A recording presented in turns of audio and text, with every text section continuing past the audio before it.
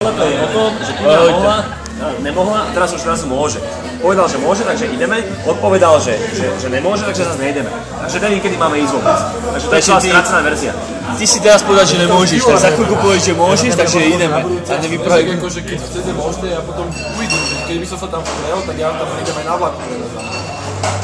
Kedy skončíš? Ale ja neviem, že jak mi to vyjde s tými všetkými prácami, to jednoducho píšeš to a buď to budem písať 7 hodín, budem to písať 2 dní. Miro, vieš čo spravíš? Ty obetuješ jednu stredu, aby si sa išiel zabávať. Budeš to písať stredu, takže v pátek môžeš ísť. Vidíš, je to videjšie, ne?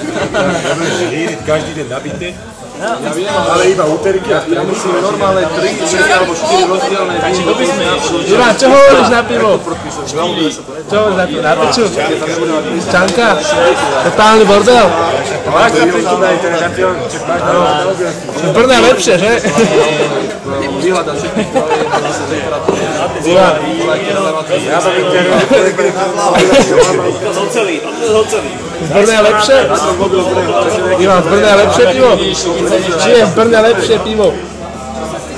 V Brne či je lepšie pivo? Áno, najlepšie na svete? To sú močky. Teraz, keby si Šušovice odstavil.